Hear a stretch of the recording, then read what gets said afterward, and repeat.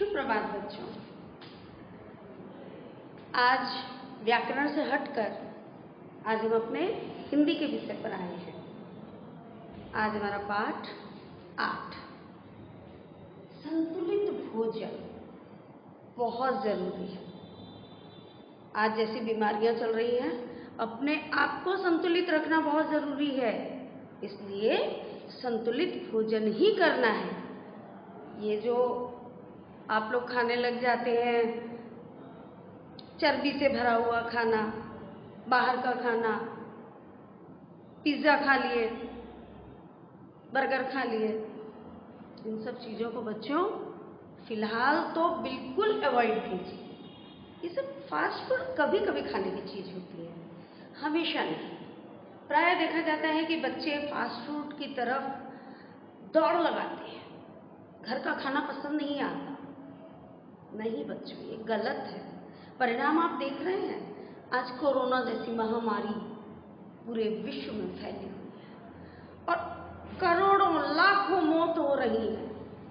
अपने आप को बचाना है। आप जानते हैं कि इसकी तो कोई दवा ही नहीं है। अपना बचाव, खुद को बचाने के लिए अपना बचाव ही इसकी दवा है। हमें संतुलित भोजन करना है, पानी पीना है। आज हम देखते हैं कि हमारी बुक स्निग्धा में पाठ 8 में संतुलित भोजन के विषय में क्या कहा गया है। मैं इसकी रीडिंग लगाऊंगी, आप भी अपनी बुक खोल करके मेरे साथ रीडिंग लगाइएगा। रीडिंग लगाने का तरीका मैंने आगे भी बताया है आपको, और फिर जब हमने विराम चिन्ह पढ़े थे तो मैंने इसका इम्पोर्टेंस भी आपको बताया था कि रीडिंग किस तरीके से लगाई जाती है।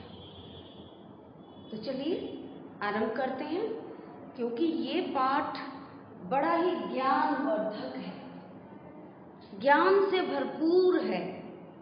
डॉक्टर की डिग्री लेने के बाद तो सभी को ज्ञान होता है। बच्चों, आप अपने तरीके से अपने दिमाग में विटामिन्स के विषय में जान सकते हैं। संतुलित भोजन क्या होता है इसके विषय में आप जान सकते हैं, और आप परहेज करके अपने आप को सुरक्षित रख सकते हैं। तो आइए हम आगे बढ़ते हैं। अच्छा स्वास्थ्य एवं अच्छी समझ जीवन के 2 सर्वोत्तम वरदान हैं। साइरस एक बहुत महान व्यक्ति थे, राइटर भी थे। उन्होंने अपने शब्दों में ये बात कही है कि अच्छा स्वास्थ्य एवं अच्छी समझ जीवन के 2 सर्वोत्तम वरदान हैं। यदि आपके पास समझ अच्छी नहीं होगी तो आप अपने स्वास्थ्य को अच्छा कैसे रख सकेंगे। इसीलिए पाठ के आरंभ में ये प्रतिध्वनि की गई है कि अच्छा स्वास्थ्य एवं अच्छी समझ जीवन के 2 सर्वोत्तम वरदान हैं। वायु और जल के पश्चात हमारी सबसे बड़ी आवश्यकता है भोजन। बच्चों, हवा और पानी तो हमें जरूरत है ही, लेकिन हवा और पानी के सहारे ही हम पूरी जिंदगी नहीं बिता सकते।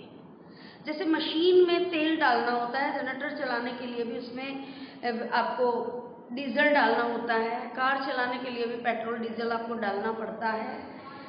कोई भी मशीनरी आपको चलानी है, फैन आप चला रहे हैं इसमें भी आपको कार्बन डालना होगा, कंप्यूटर आप चला रहे हैं तो उसे भी बिजली खिलानी होगी। यानी सबको अपने भरण पोषण के लिए कुछ न कुछ चाहिए, तो तब वो काम करता है। तो हमारा शरीर भी पूरा मशीन ही है। इसके एक एक जो पार्ट है उनके सबको संतुलित रखने के लिए भोजन की आवश्यकता होती है। मनुष्य को भोजन प्राप्त करने के लिए बहुत परिश्रम करना पड़ता है। अच्छी बुरी सभी प्रकार की वस्तुएं भोजन के लिए उपलब्ध है। हमें सभी चीजों की पहचान होनी चाहिए, तभी हमें संतुलित भोजन प्राप्त हो सकता है। अब आपको चीजों के विषय में कुछ जानकारी ही नहीं होगी तो आप तो कुछ भी खरीद लेंगे, तभी तो आप लोग फास्ट फूड की तरफ भागते हैं। आपको लगता है ओ ये तो ब्रेड है, इसमें तो ये डला है, इसमें क्या बोलते हैं उसे, इसमें तो फ्रूट्स भी, इसमें वेजिटेबल्स हैं, तो अच्छी बात तो है, हम सब्जी खा रहे हैं। लेकिन बच्चों, उसमें बहुत चर्बी है। हमें अपने पेट के अनुसार, हमारी पाचन शक्ति के अनुसार हमें भोजन करना होता है, अपनी उम्र के अनुसार हमें भोजन करना होता है। इस चीज का ज्ञान रखना बहुत जरूरी है। तो ये ज्ञान आपकी माता श्री रखती हैं और वो आपको भोजन पका करके देती हैं, तो उसमें उनका सबसे पहला तो उनका प्यार होता है, दूसरा उनका आशीर्वाद होता है, और तीसरा आपकी सेहत के लिए क्या फायदेमंद है वही चीज वो आपको परोसती है। तो आपको उस ऐसे भोजन को सहर्ष स्वीकार करना चाहिए। भोजन का पहला उद्देश्य, अब किसी भी कार्य का कोई उद्देश्य होता है। अब भोजन के तो बहुत से उद्देश्य हैं, आपकी पुस्तक में 3 उद्देश्य दिए हैं। तो हम चलते हैं पहले उद्देश्य की तरफ। बच्चों आओ पहले यह देखें कि भोजन करने के उद्देश्य क्या हैं। दैनिक कार्यों में हमारे शरीर के अंगों एवं मांसपेशियों में छीजन होती रहती है। संतुलित भोजन इस दैनिक छीजन को पूरा करता है, यह इसका पहला उद्देश्य है। अब बच्चों जब हम मेहनत करते हैं, आप देखते हैं किसान खेती करता है तो दिन भर पसीने में लथपथ रहता है, सूरज की तपती धूप में भी उसे काम करना पड़ता है। तो अब उसके शरीर का जो नमक है वो पसीने के द्वारा बाहर निकल रहा है, उसका पानी जो है पसीने के द्वारा बाहर निकल रहा है।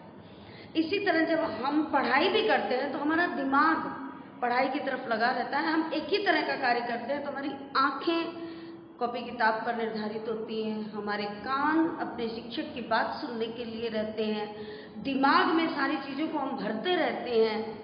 तो कितनी चीज़ें हम एक बार में करते हैं, तो वो छीजन आ जाती है, वो थकान आ जाती है, उसमें शरीर की शक्ति में कुछ कमी आने लगती है। तो इस कमी को पूरा कौन करता है? वो है भोजन। आप खेल कूद करके भी आइए, आप आते ही कहेंगे मम्मी भूख लगी है। तो क्यों लग गई? क्योंकि वो जो शरीर की शक्तियाँ थी वो अभी छीन हो गई, वो निकल गई हैं पसीने के थ्रू। आपका लवण भी निकल गया, पानी निकल गया, धूप के थ्रू भी आपका पानी निकल गया, और आप जो दौड़ धूप कर रहे थे तो आपने जो कुछ भी खाया था वो पच गया, वो आपके पेट से समाप्त हो गया, इसलिए आपको भूख लगने लगी और आप दौड़कर वापस आए और खाना खाने लगे। तो बच्चों गंदगी लेकर के आके कभी भी खाने नहीं बैठना चाहिए। आपको सर्वप्रथम हाथ पैर धो करके, हो सके तो कपड़े भी चेंज करें, उसके बाद शांति से, दिमाग में टेंशन लेके खाना कभी नहीं खाना चाहिए। प्यार से, मुस्कुराते हुए, और जो मिले उसे भगवान का आशीर्वाद समझ के ग्रहण करना चाहिए। तब वो भोजन हमारे शरीर को लगता है और हम ताकतवर होते हैं। अब भोजन का दूसरा उद्देश्य, भोजन शरीर द्वारा किए जाने कार्यों के लिए शक्ति प्रदान करता है। जैसा कि हमने भी बताया कि जब हम भोजन करके फिर से तरोताजा हो जाते हैं तो हम फिर से कार्य करने के लिए तैयार हो जाते हैं, रिफ्रेश हो गए। अभी हम थक गए थे काम करते हुए, लेकिन फिर भोजन ने हमारे अंदर वो शक्तियाँ फिर से डाल दी और हम फिर से कार्य करने के लिए तैयार हो गए। आपने अनुभव किया होगा कि समय पर भोजन न मिलने से शरीर में निर्बलता का आभास होने लगता है। बहुत बार आप बोलते हैं ओफ आज तो हम लंच लाना ही भूल गए। अब क्या हुआ कि आपके टाइम टेबल में से आपका जो फूड था वो हट गया। अब आप घर जाके ही खाओगे तो क्या होता है, आपको पढ़ाई में मन नहीं लगता क्योंकि निर्बलता आ गई। वो जो आपके शरीर में जो छीजन हुआ था उसकी पूर्ति के लिए वो भोजन नहीं है। ये सब तो आप कहीं बाहर होंगे तभी हो सकता है, आपकी माँ कभी आपको भूखा नहीं रहने दे सकती। तो आप जब भी कहीं बाहर जाएं, अपने बहुत अच्छी तरह से अपने लंच को पैक करके और स्वस्थ भोजन लाएं, फास्ट फूड न लाएं, और नहीं सिर्फ ब्रेड ले लिया और आपने खा लिया, उसी से पेट भर गया। ये सब ज़रूरतें कब होती हैं? जब हमारे पास कोई चीज़ नहीं है और सिर्फ वही अवेलेबल है, तो हमें वो ज़रूर ले लेना चाहिए, क्योंकि शरीर रूपी मशीन को इसकी डोज देनी बहुत ज़रूरी है।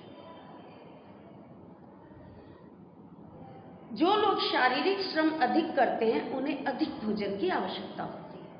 जैसे आप देखते हैं किसान, पलदार, या देखते हैं ठेला जो खींचते हैं या बोझा जो ढोते हैं, क्योंकि ये इनके सारे शरीर के अंग कार्य करते हैं और वो जब थकते हैं तो सारे थक जाते हैं।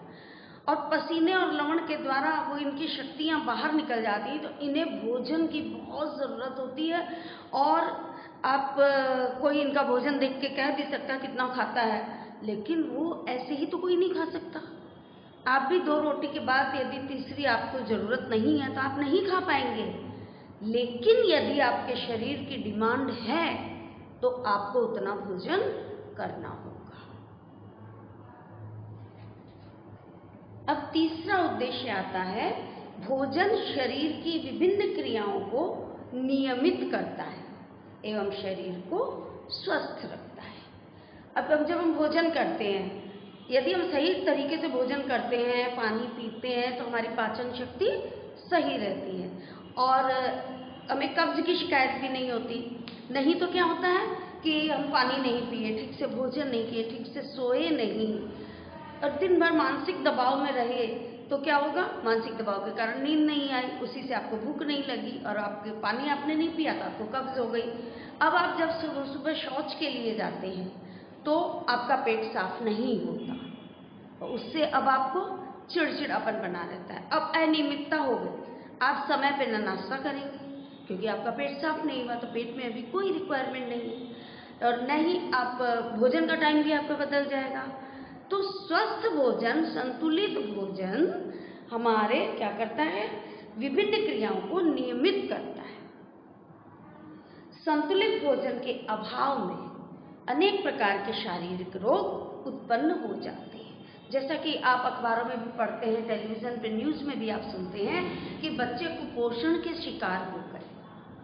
तो बच्चों वो सही तरीके का उनको भोजन बहुत बार गरीबी के कारण नहीं मिल पाता, उस भोजन का अभाव होता है और बहुत बार बच्चे अपनी जिद के कारण उस संतुलित भोजन को ग्रहण नहीं करते और वो कुपोषण के शिकार हो जाते हैं। संतुलित भोजन वह है जिसके करने से ये तीनों उद्देश्य अच्छी तरह से पूरे होते हैं। ये उद्देश्य भोजन में उपलब्ध अलग अलग तत्वों से पूरे होते हैं। आओ अब हम इन तत्वों के बारे में जानें। अभी तक हमने इसमें पढ़ा कि भोजन के जो उद्देश्य हैं, अलग अलग उद्देश्य उन्होंने बताया और सबकी पूर्ति एक संतुलित भोजन से हो जाती है। अब इस संतुलित भोजन में हमें क्या क्या समाहित करना चाहिए, हम उसके विषय में बात करते हैं। तो सबसे पहले आता है प्रोटीन। इसका मूल स्रोत वनस्पतियां हैं, यानी साग सब्जी। हमें दूध, दही, दालें, अंडा, मांस आदि से प्रोटीन प्राप्त होता है। गेहूं में भी प्रोटीन ही होता है पर चावल में नहीं होता। गेहूं में प्रोटीन होता है लेकिन चावल में नहीं होता। उत्तर भारत में प्रोटीन का मुख्य स्रोत दालें हैं। दाल में बच्चों सबसे ज़्यादा प्रोटीन होता है और हम देखते हैं कि बहुत से बच्चे दाल को देखते ही मुंह घुमा लेते हैं। अरे नहीं बच्चों, जैसे ही गरम गरम दाल बने और उसमें छोंक लगे, मम्मी से जाके कहिए कि मम्मी मुझे एक कटोरे में दाल दीजिए और उससे आप पी करके देखिए आपको पीने में भी मज़ा आएगा और आपके शरीर में प्रोटीन की मात्रा भी आ जाएगी। आप करके तो देखिए। दूध, दही में प्रोटीन पर्याप्त मात्रा में होता है। बच्चे दूध से भी मुंह फेर लेते हैं, इसमें ये मिलाओ, इसमें वो मिलाओ, मिला करके आप उसकी जो शक्ति है दूध की, उसे आप नष्ट करते हो। प्योर आप दूध लीजिए, गाय का दूध, और उसे पीजिए। उसमें जो प्रोटीन आपको और जो स्वाद और जो मिठास आपको मिलेगी, जो आपके शरीर को शक्ति प्रदान करेगा, वो कुछ मिक्स करने से नहीं होगा बच्चों। इसलिए आप लोग ये जिद करना छोड़ दीजिए कि इसमें आप बॉर्नविटा डालिए, इसमें आप हॉर्लिक्स डालिए, इसमें आप ये डालिए, इसमें वो डालिए, मुझे दूध अच्छा नहीं लगता, मुझे वो नहीं लगता। नहीं, आपको संतुलित भोजन ग्रहण करना है, आपको ग्रो करना है, बड़े होना है, दिमाग को स्फूर्ति लायक बनाना है, तो आपको दूध पीना है। गिलास में लेकर के आप दूध पीजिए। बेशक आप उसमें चीनी न डालें, बिना चीनी का ही दूध आप उसे ग्रहण कीजिए। देखिए तब आपका दिमाग और आपका शरीर कितना सुडौल और स्वस्थ होता है और कितना स्फूर्ति आती है, दिमाग कितना तेजी से चलता है। अतः इनका नियमित सेवन करना चाहिए। देखिए मैंने बताया ना आपको, इसका नियमित सेवन कीजिए। एक दूध पीने से ही आपको प्रोटीन मिल जाता है, और खाना खाते समय आपको दही मिल जाता है, दालें मिल जाती हैं, गेहूं की चपाती रोटी आप खाते हैं और सब्जियां खाते हैं। बहुत से बच्चे सब्जी के लिए भी ना करते हैं। नहीं बच्चों, इनकी महत्ता को समझो, सब्जियों के महत्व को समझो, दालों के महत्व को समझो। आज की जो सिचुएशन हमारे देश की है इसको समझो। इस वातावरण में आपको प्रोटीन की बहुत ज़रूरत है, उसे ग्रहण करो। अब बारी आती है कैल्शियम और फास्फोरस की। इनसे हमारे दांत और हड्डियां मजबूत बनते हैं। जिन बच्चों को ये खनिज पदार्थ पर्याप्त मात्रा में नहीं मिल पाते, उनकी हड्डियां कमजोर रह जाती हैं। कैल्शियम और फास्फोरस का मुख्य स्रोत दूध है, इसलिए बच्चों को पर्याप्त मात्रा में दूध पीना चाहिए। अब देखिए, हर चीज के लिए दूध ही आता है, तो क्यों आप इधर उधर की चीजें खाते हैं? आप सबसे पहले गिलास भर के दूध पीजिए, एक गिलास सुबह और एक गिलास शाम या सोते समय। देखिए आप कितने चुस्त दुरुस्त रहेंगे। आपके आजकल दांतों की समस्या हो जाती है, हड्डियों की समस्या हो जाती है। पैर में लोगों को मैं देखती हूँ काला धागा बांध लेते हैं। भाई क्यों बांधा है? पैर में दर्द होता है, काला धागा बांधने से क्या वो दर्द मिट जाएगा? बच्चों ये सब वहम है, वहम। आपको कैल्शियम और फास्फोरस की, प्रोटीन की इसकी जरूरत है। आंतरिक रूप से आप इसे ग्रहण कीजिए और अपने शरीर में स्फूर्ति, चुस्त दुरुस्तता लाइए और हष्ट पुष्ट रहिए। अब आता है कार्बोहाइड्रेट। इससे हमें शक्ति प्राप्त होती है। कार्बोहाइड्रेट के दो मुख्य रूप हैं, स्टार्च और शक्कर।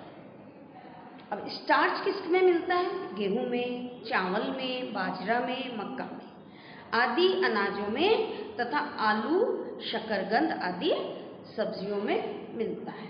अब क्या होता है कि आप कहेंगे स्टार्च क्या होता है? देखिए आलू को जब बॉईल करते हैं हम लोग, तो आपके हाथ थोड़े चपचप करेंगे उसको लेने से, यही स्टार्च है। गेहूं को जब आटा सान लेते हैं तो उसकी लोई बनाने के लिए जब हम तोड़ते हैं तो वो थोड़ी दूर तक खिंचता है, यही स्टार्च है। चावल का जब माड़ निकाल के हम लोग खाते हैं तो देखिए चावल भी हमारे हाथ में सटने लगता है, यही स्टार्च है। तो ज्यादातर हम लोग इन्हीं का यूज करते हैं।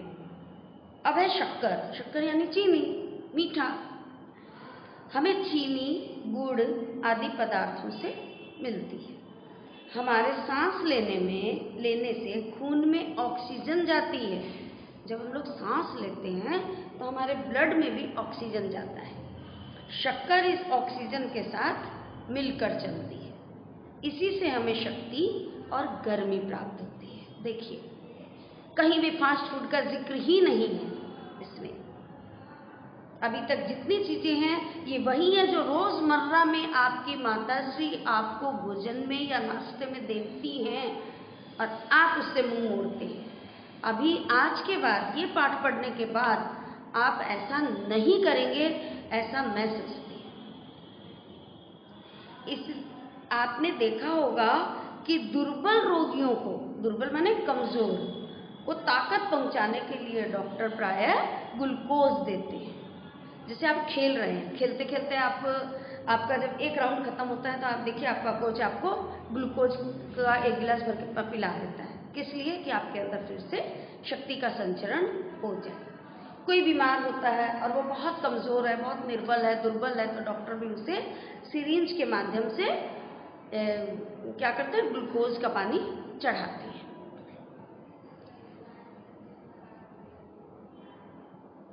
तो आज हम इसे शक्कर तक ही रखते हैं, इससे भी शरीर में शक्कर पहुंचती है। आज हम इसे शक्कर तक लेते हैं और आगे मैं इसका पाठ, कल इसकी रीडिंग फिर से लगाऊंगी और इस पाठ की समाप्ति की तरफ हम लोग धीरे धीरे बढ़ रहे हैं। कल हो सका तो हम इसे समाप्त करेंगे, उसके बाद हम आगे के प्रश्न उत्तर की तरफ ध्यान देंगे। तो धन्यवाद बच्चों। लेकिन हाँ, मेरी कही इन बातों को गौर कीजिएगा, गौर ही नहीं, दिमाग में बैठा लीजिए कि हमें संतुलित भोजन ग्रहण करना है। ठीक है, आप संतुलित भोजन के विषय में जानिए और मैं आती हूँ कल फिर से आपको आगे की बात बताने के लिए। धन्यवाद।